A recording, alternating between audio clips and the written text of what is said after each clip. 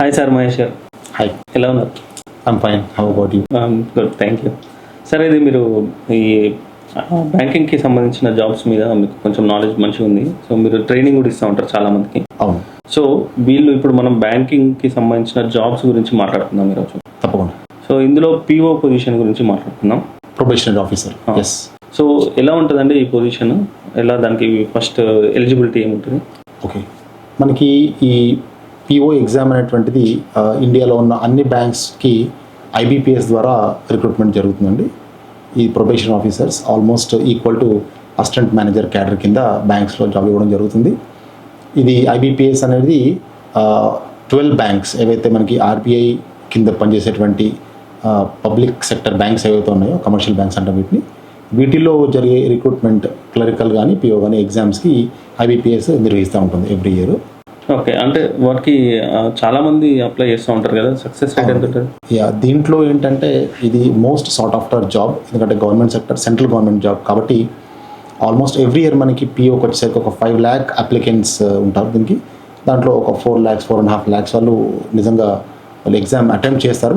కానీ దీంట్లో మనకు సక్సెస్ రేట్ చూసుకుంటే చాలా తక్కువగా ఉంటుందండి.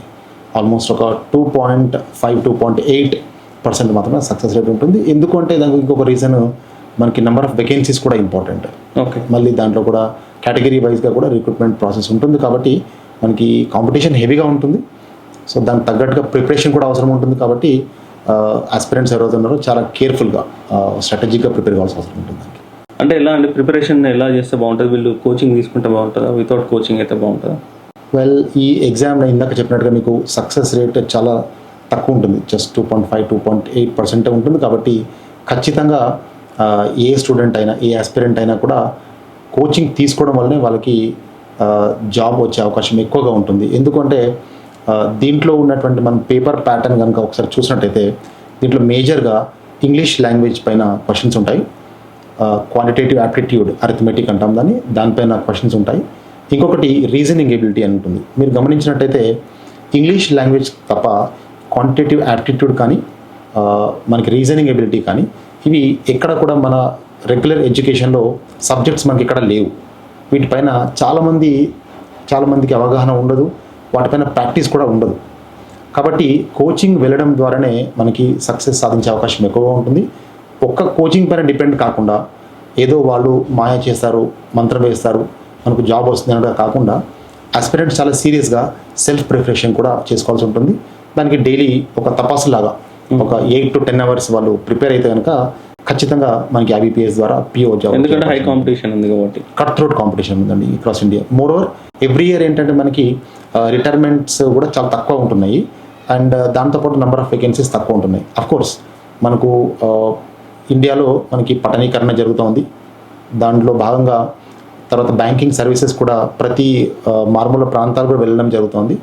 దీనివల్ల మనకి కొన్ని ఎక్కువ ప్రాంతాలలో బ్యాంక్స్ విస్తరించడము, దాని ద్వారా నెంబర్ ఆఫ్ ఎంప్లాయీస్ వీళ్ళకి ఎక్కువ అవసరం ఉండడం జరుగుతుంది. అయినప్పటికీ కూడా మనకి number of vacancies across India చాలా తక్కువగా ఉంటున్నాయి. కమింగ్ డేస్లో ఇంకా ఎక్కువ రిటైర్మెంట్స్ రాబోతున్నాయి. కమింగ్ ఒక 5 yearsలో లార్జ్ స్కేల్లో రిటైర్మెంట్స్ ఉండబోతున్నాయి. కాబట్టి నిజంగా ఐబీపీఎస్ ద్వారా ఎగ్జామ్ బ్యాంక్ సెక్టర్లో జాబ్ పొందాలనుకుంటున్న వాళ్ళు ఎవరైనా కూడా ఈ దృష్టిలో పెట్టుకుని చక్కగా ప్రిపేర్ అయితే కనుక ఖచ్చితంగా వాళ్ళకు జాబ్ వచ్చే అవకాశం ఉంటుంది. సార్, మనకి ఎలిజిబిలిటీ ఏముంటుంది? మినిమం క్వాలిఫికేషన్ ఏముండాలి? ఏజ్ లిమిట్ ఏముండాలి? వెల్, మనకి బ్యాంక్ పిఓ ఎగ్జామ్కి వచ్చేసి ఎలిజిబిలిటీ అనేది ముఖ్యంగా ఏజ్ క్రైటీరియా తీసుకున్నట్టయితే 20 years నుంచి 30 years, maximum limit age 30 years. మనకి కేటగిరీ వైజ్గా ఓబీసీ వాళ్ళకి ఒక 3 years ఎక్స్టెన్షన్ ఉంటుంది, ఎస్సీ ఎస్టీ వాళ్ళకి మనకి 5 years ఎక్స్టెన్షన్ ఉంటుంది. అండ్ తర్వాత వీళ్ళకి ఎడ్యుకేషన్ క్వాలిఫికేషన్ క్రైటీరియా చూసుకున్నట్టయితే కనుక ఎనీ గ్రాడ్యుయేట్ ఈజ్ ఎలిజిబుల్. అంటే మనకు ట్రెడిషనల్ ఎడ్యుకేషన్ ద్వారా బీఏ, బీఎస్సీ, బీకామ్, బీబీఎం వాళ్ళు, తర్వాత మనకు ప్రొఫెషనల్ ఎడ్యుకేషన్ ద్వారా వచ్చేటువంటి బీటెక్ వాళ్ళు, తర్వాత బీఫార్మసీ వీళ్ళు కూడా ఎలిజిబిలిటీ మనకు ఉంటుంది దీంట్లో. ఓకే, అయితే దీనికి ఒకవేళ సొంతగా ప్రిపేర్ అవ్వాలనుకుంటే దానికి రిసోర్సెస్ అనేది మనకు ఆన్లైన్లో అవైలబుల్ ఉంటాయి? మనకి గూగుల్లో రకరకాల వెబ్సైట్స్ ద్వారా కొంతమంది ఎక్స్పర్ట్స్ వాళ్ళ మెటీరియల్ని దాంట్లో ఉంచడం జరుగుతుంది. కాకుంటే ఈ ఎగ్జామ్కి ఇందాక మనం చెప్పుకున్నట్టు కాంపిటీషన్ హెవీగా ఉంటుంది కాబట్టి ఒక సిస్టమేటిక్ ప్రిపరేషన్ అవసరం ఉంటుంది. కాబట్టి మనం కూడా ప్లాన్డ్గా సిస్టమేటిక్గా టాపిక్ వైజ్గా ప్రతి కంటెంట్లో ప్రిపేర్ అవుతూ వాటిపైన టెస్ట్ తీసుకుంటూ ప్రిపేర్ అయితే కానీ మనకి సక్సెస్ రాకుండా ఛాన్సెస్ తక్కువ ఉంటాయి. అంటే సింగిల్ అటెంప్ట్లో వచ్చే ఛాన్సెస్ ఉంటాయా చాలా వరకు? సింగిల్ అటెంప్ట్లో ఎవరికి వస్తుంది అంటే ఒకటి మనకి బ్యాంక్లోనే నేను జాబ్ రావాలి, బ్యాంక్లో నేను జాబ్ చేయాలి, ప్రొబేషన్ ఆఫీసర్గా ఉండాలనుకున్నప్పుడు వాళ్ళకున్న ఫస్ట్ ఆఫ్ ఆల్ బేసిక్గా టాలెంట్ ఒకటి ఉండాలి. సెకండ్ థింగ్ ఏంటంటే వాళ్ళకి ఆ ఇంట్రెస్ట్ అనేటువంటిది డిగ్రీ చేస్తున్నప్పటి నుంచి, మేబీ డిగ్రీ ఫస్ట్ ఇయర్ నుంచి, సెకండ్ ఇయర్ నుంచి, బీటెక్ ఫస్ట్ సెకండ్ ఇయర్ నుంచి అప్పటి నుంచి కనుక వాళ్ళు ప్రిపరేషన్ స్టార్ట్ చేసి ఉన్నట్టయితే కనుక మనకి డిగ్రీ అయిపోగానే, బీటెక్ అయిపోగానే ఇమీడియట్గా ఈ ఎగ్జామ్ ఫస్ట్ అటెంప్ట్లో వచ్చే అవకాశం ఎక్కువగా ఉంటుంది.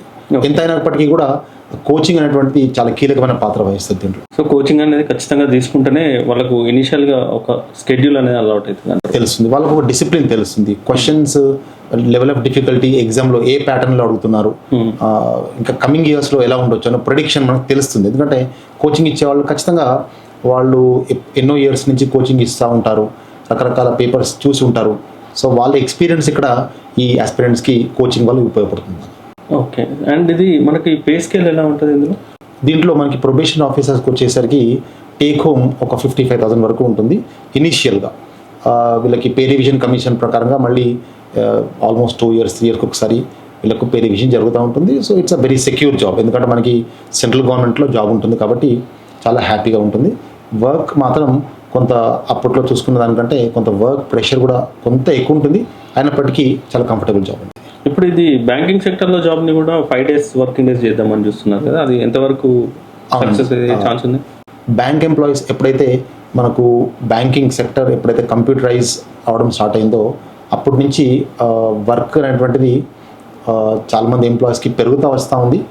నెంబర్ ఆఫ్ ఎంప్లాయీస్ ఎంత పెరిగినా కూడా ఈ వర్క్ అనేటువంటిది పెరుగుతూ ఉంది. కాబట్టి బ్యాంక్ ఎంప్లాయీస్ కొంత ప్రెషర్కి లోన్ అవుతున్నట్టుగా తెలుస్తుంది మనకి.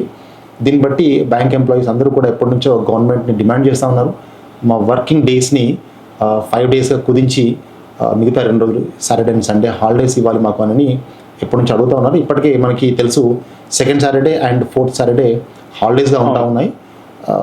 కాబట్టి గవర్నమెంట్ కూడా దీనిపైన తీవ్రంగా ఆలోచన చేసి ఒక ఎక్స్పెరిమెంటల్ బేసిస్గా కొన్ని ఏరియాలో కొన్ని బ్యాంక్స్లో ఆల్రెడీ మనకి ఇంప్లిమెంట్ చేశారు. అది ఇంకా ఖచ్చితంగా కంప్లీట్గా జియో రాలేదు, వచ్చినప్పటి నుంచి అది బ్యాంక్ ఎంప్లాయీస్కి ఓన్లీ 5 days వర్కింగ్ డేస్ అవుతుంది. సో ఇప్పుడు మనకి ఈ ఎగ్జామ్లో క్వాలిఫై అయిన తర్వాత ఇంటర్వ్యూ ఏమైనా ఉంటుందా, డైరెక్ట్ పోస్టింగ్ ఉంటుందా?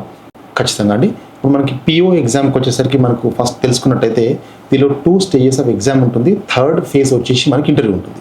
ఈ ఫస్ట్ ఫేజ్ ఏదైతే ఉందో ప్రిలిమినరీ ఎగ్జామ్ ఉంటుంది. It is for 100 marks. ఈ 100 marksలో మనకి ఇది ఓన్లీ టైం డ్యూరేషన్ 1 hour మాత్రమే ఉంటుంది. ఇది చాలా క్రూషియల్. ఇక్కడ ఎవరైతే క్వాలిఫై అవుతారో, కట్ ఆఫ్ కంటే ఎక్కువ ఎవరైతే ఉంటారో వాళ్ళు మాత్రమే నెక్స్ట్ మనకి మెయిన్స్కి ఎలిజిబిలిటీ ఉంటుంది. మెయిన్స్లో మళ్ళీ మనకు వచ్చేసరికి 225 marks ఉంటుంది. ఈ ప్రిలిమ్స్లో కానివ్వండి, మెయిన్స్లో కానివ్వండి మనకి ఇంగ్లీష్ అనేటువంటి చాలా కీలకమైన పాత్ర వహిస్తుంది. దాంతోపాటు మనకు క్వాంటిటేటివ్ యాప్టిట్యూడ్, రీజనింగ్ కూడా ఉంటుంది. దాంతోపాటు మనకి సెకండ్ స్టేజ్ అది మెయిన్స్లో మనకి బ్యాంకింగ్ సెక్టర్ సంబంధించిన సబ్జెక్ట్ ఉంటుంది. దానిలో తర్వాత ఇండియన్ ఎకానమీ గురించి ఉంటుంది. ఆ టాపిక్స్ కూడా మనకు చాలా స్ట్రాంగ్గా వచ్చి ఉండాలి. ఎంత ప్రిలిమ్స్ క్వాలిఫై అయిన తర్వాత మళ్ళీ మెయిన్స్ 225 marks అయిన తర్వాత ఇంటర్వ్యూలో కూడా మళ్ళీ మనం జాబ్ చేయదలుచుకునే అవకాశం ఉంటుంది. సో ఇంటర్వ్యూ కూడా మన ప్రిపరేషన్ కొంత అవసరం ఉంటుంది, దానికి కూడా మళ్ళీ మార్క్స్ ఉంటాయి. సో అంటే ఈ మళ్ళీ ఇంటర్వ్యూ అనేది అన్ని బ్యాంక్స్ కండక్ట్ చేయకపోవచ్చా, లేకపోతే డైరెక్ట్ పోస్టింగ్ ఉంటుంది? ఈ ఇంటర్వ్యూ అనేటువంటివి ఏ బ్యాంక్ వాళ్ళు ఆ బ్యాంక్ వాళ్ళే వాళ్ళు ఇంటర్వ్యూ చేసుకుంటారు మనకు IBPS ద్వారా. ఓకే. సో దీని తర్వాత పోస్టింగ్ ఎక్కడ వచ్చే ఛాన్స్ ఉంటుంది? మోస్ట్లీ అయితే ఏ స్టేట్ వాళ్ళకి పోస్టింగ్ అదే స్టేట్లో ఇస్తారు. కాకపోతే మనకు సెంట్రల్ గవర్నమెంట్ జాబ్ కాబట్టి ఆఫ్టర్ 3 or 5 years ఖచ్చితంగా at least once in life time వాళ్ళు వేరే స్టేట్లో వర్క్ చేసి ఉండాలి. కాబట్టి వాళ్ళకి నైబరింగ్ స్టేట్ అయినా ఇవ్వచ్చు, లేకపోతే ఇంకా వేరే ఏదైనా స్టేట్ ఇవ్వచ్చు. ప్రమోషన్ కూడా వస్తుంది దాంతోపాటు, promotion with transfer. Okay. So దీనివల్ల వాళ్ళు ఆ వేరే స్టేట్లో ఒక 3 to 5 years వర్క్ చేసి మళ్ళీ బ్యాక్ హోమ్ రావచ్చు. కాకపోతే ఖచ్చితంగా ఒక 3 to 5 years మధ్యలో వేరే స్టేట్లో వర్క్ చేయాల్సి ఉంటుంది, సెంట్రల్ గవర్నమెంట్ జాబ్ కాబట్టి. సో ఎస్బీఐది డిఫరెంట్ ఉంటుందా? ఎస్బీఐది మనకు IBPS ద్వారా ఈ 12 banks ఇందాక చెప్పాను, 12 బ్యాంకులు మనకి ఇండియాలో ఉన్నటువంటి ఆఫ్టర్ మర్జర్ 27 banks ఎంత ముందు ఉండేది, మర్జింగ్ చేసిన తర్వాత మొత్తం 12 banks అని. ఈ 12 banksకి మాత్రమే IBPS రిక్రూట్మెంట్ చేస్తుంది, POs కానివ్వండి, క్లర్క్స్ కానివ్వండి. తర్వాత SBI అనేటువంటిది మనకి ఇండియాలో అటానమస్ బాడీ, అది వాళ్ళ రిక్రూట్మెంట్ ప్రాసెస్ మొత్తం వాళ్ళే చేసుకుంటారు, IBPS కిందకి రారు. అటానమస్ బాడీ వాళ్ళ అటానమస్ బాడీ రిక్రూట్మెంట్ కంప్లీట్గా వాళ్ళే ఉంటుంది. వాళ్ళది కొంచెం డిఫరెంట్గా ఉంటుంది ప్యాటర్న్, కానీ ఆల్మోస్ట్ సిమిలర్గా ఉంటుంది. మనకి ప్రతి ప్రిలిమ్స్లో మెయిన్స్లో ఖచ్చితంగా కట్ ఆఫ్ ఉంటుంది. దాని తర్వాత మళ్ళీ ఇంటర్వ్యూ కూడా సేమ్ పిఓ ఐబీపీఎస్ పిఓలోనే ఉంటుంది. సో ఎస్బీఐ పిఓ కూడా ఖచ్చితంగా ట్రైనింగ్ అనేది కోచింగ్ తీసుకోవడం అనేది ఇంపార్టెంట్ అంటారు. మనకి ఎందుకంటే కోచింగ్ తీసుకోవడం వల్లనే ఎక్కువ ఛాన్స్ ఉంటుంది. ఎందుకంటే ఖచ్చితంగా జాబ్ నేను కొట్టాలి, నేను బ్యాంకింగ్ సెక్టర్లో సెటిల్ అవ్వాలి అనుకున్న వాళ్ళకి మాత్రం ఖచ్చితంగా కోచింగ్ తీసుకోవడం వల్లనే ఎక్కువ ఛాన్సెస్ ఉంటాయి. మరి ఎస్బీఐ పిఓ ఎగ్జామ్ ప్యాటర్న్ ఏమన్నా డిఫరెంట్ ఉంటుందా, సేమ్ ఉంటుందా? ఎస్బీఐ పిఓ ఎగ్జామ్ ప్యాటర్న్ మనం చూసుకున్నట్టయితే ఐబీపీఎస్ కంటే కొంచెం భిన్నంగా ఉంటుంది. ఏంటంటే దీంట్లో సైకోమెట్రిక్ టెస్ట్ అని ఒకటి ఉంటుంది, దట్ ఈస్ ఫర్ 50 మార్క్స్. మన ప్రిలిమ్స్ మెయిన్స్ అవైతే రెండు కామన్గా ఉంటాయి. తర్వాత ఫైనల్ టెస్ట్ ఉంటుంది, దట్ ఈస్ ఫర్ 300 మార్క్స్. ఇంకొక చిన్న డిఫరెన్స్ మనకు ఏంటి అంటే ఎస్బీఐ పిఓలో మనకు ఒక డిస్క్రిప్టివ్ టెస్ట్ కూడా ఉంటుంది, that is for 30 minutes. 50 marks 2 essays రాయాల్సి ఉంటుంది. ఎస్ఏ లెటర్ 2 రాయాల్సి ఉంటుంది. 2 క్వశ్చన్స్ ఎస్ఏ లెటర్ మనకు 50 మార్క్స్ ఉంటుంది, 30 minutesలో కంప్లీట్ చేయాలి. ఇది చాలా క్రూషియల్ మళ్ళీ. ఓకే, సో దానికి సపరేట్ మార్కింగ్ ఉంటుంది. నెగిటివ్ మార్కింగ్ వచ్చేసి మనకి ప్రతి క్వశ్చన్కి మామూలుగా ప్రిలిమ్స్లో మెయిన్స్లో 1 mark for each, SBI and IBPS అన్నిటికీ సేమ్గా ఉంటుంది. 1 mark ఫర్ ఈచ్ క్వశ్చన్. తర్వాత 1/4 మార్క్ అయితే నెగిటివ్ మార్క్ ఉంటుంది, అంటే 0.25 మార్క్స్ నెగిటివ్ మార్క్ ఉంటుంది. సో స్టూడెంట్స్ ఎగ్జామ్ రాసేటప్పుడు కూడా ప్రిపరేషన్ అయ్యేటప్పుడు కూడా ఈ దృష్టిలో పెట్టుకోవాలి. ఎందుకంటే ప్రతి క్వశ్చన్ మనం ఒకటి ఆన్సర్ చేస్తే ఇంకొకటి రాంగ్ ఆన్సర్ చేస్తే కనుక మనకు వచ్చే టోటల్ రిజల్టెంట్ మార్క్స్ 0.75 మాత్రమే. ఓకే. సో అంటే మనకి ఆ నెగిటివ్ మార్కింగ్ రాకుండా ఉండాలంటే వీళ్ళు ఎలా ప్రిపేర్ అయ్యి ఆ ఎగ్జామ్ రాసే అప్పుడు ఆన్సర్స్ అటెంప్ట్ చేయడము, వాళ్ళకి టైం సరిపోవడము, అలాంటి ప్రాబ్లమ్స్ రాకుండా చేయాలంటే ఏ పద్ధతిలో ఆన్సరింగ్ చేస్తే మనకి బెనిఫిట్ ఉంటుంది? మనం అనుకున్నట్టుగా ఇందాక ఇంగ్లీష్ ప్రొఫిషియన్సీ పైన టెస్టింగ్ ఉంటుంది, తర్వాత క్వాంటిటేటివ్ యాప్టిట్యూడ్, తర్వాత రీజనింగ్. ఈ 3 సెక్షన్స్లో ముఖ్యంగా వీళ్ళు ఇంగ్లీష్ని ఫస్ట్ చేసినట్టయితే కొంత మనకు తక్కువ టైంలో చేసే అవకాశం ఉంటుంది. ఎందుకంటే రీజనింగ్లో మరియు క్వాంటిటేటివ్ యాప్టిట్యూడ్లో మనము క్వశ్చన్స్ సాల్వ్ చేస్తున్నప్పుడు కొంత ఎక్కువ టైం తీసుకునే అవకాశం ఉంటుంది. చివరికి ఏమవుతుందంటే చాలామంది క్వాంటిటేటివ్ యాప్టిట్యూడ్, రీజనింగ్ క్వశ్చన్స్ చేసిన తర్వాత ఇంగ్లీష్కి వచ్చేటప్పటికి ఇంగ్లీష్కి రీడింగ్ ఆ క్వశ్చన్ సెంటెన్సెస్, బ్లాంక్స్, తర్వాత క్లోజ్ టెస్ట్, పారాగ్రాఫ్ చదివి ఇవన్నీ ఆన్సర్ చేసేటప్పటికి టైం ఎక్కువగా మిగిలి ఉండదు. అప్పటికి ఈ తొందరలో వాళ్ళు ఏదో ఒక ఆన్సర్ పెట్టడం జరుగుతుంది, లేకుంటే కొన్నిసార్లు వదిలేసి వచ్చేసే అవకాశం ఉంటుంది. దీనివల్ల మనకు మొత్తానికి కూడా అసలు కట్ ఆఫ్కి చాలా తక్కువగా వచ్చే అవకాశం ఉంటుంది. మనకి కట్ ఆఫ్ అంటే దీనిలో కట్ ఆఫ్ మార్క్స్ అని ఏమైనా ఉంటుందా? మళ్ళీ మనకి కట్ ఆఫ్ అనేటువంటిది కేటగిరీ వైజ్గా, రిజర్వేషన్ వైజ్గా మారుతూ ఉంటుంది ఎవ్రీ ఇయర్. అది కూడా మనకు నెంబర్ ఆఫ్ వేకెన్సీస్ని బట్టి, నెంబర్ ఆఫ్ క్యాండిడేట్స్ ఎవరైతే మనకు ఈ ఎగ్జామ్ అప్లై రాస్తున్నారో వాళ్ళని బట్టి every year cut off decide చేయడం జరుగుతుంది. అంటే ఇది ఎగ్జామ్ నోటిఫికేషన్తో పాటుగానే అది ఎగ్జామ్ నోటిఫికేషన్తో పాటు కాకుండా ఎగ్జామ్ అయిన తర్వాత నెంబర్ ఆఫ్ వేకెన్సీస్ ఎన్ని ఉన్నాయనేది ముందే తెలిసిపోతుంది మనకి. కానీ నెంబర్ ఆఫ్ క్యాండిడేట్స్ ఎంతమంది ఎగ్జామ్ రాశారు అనేటువంటిది ఎగ్జామ్ రాసిన తర్వాత తెలుస్తుంది. కాబట్టి ఈ ఎగ్జామ్ అయిన తర్వాతనే మనకు వాళ్ళు కట్ ఆఫ్ ఇవ్వడం జరుగుతుంది. దాని ప్రకారంగా వాళ్ళు రిజల్ట్ ఇస్తారు. ఓకే, థ్యాంక్ యూ సార్, చాలా బాగా చెప్పారు. మంచి ఇన్ఫర్మేషన్ చాలా మందికి యూజ్ అవుతుంది. ఎందుకంటే బీటెక్ చేసిన వాళ్ళైనా, డిగ్రీ చేసిన వాళ్ళైనా, ఎవరైనా ఈ మధ్య ఐబీపీఎస్ ప్రిపేర్ కావడం కానీ, గ్రూప్స్ ప్రిపేర్ కావడం అని చేస్తున్నారు. చాలా మంచి ఇన్ఫర్మేషన్. థ్యాంక్ యూ అండి, and I wish you all the best, all those who are preparing for this IBPS exam. Okay, thank you sir.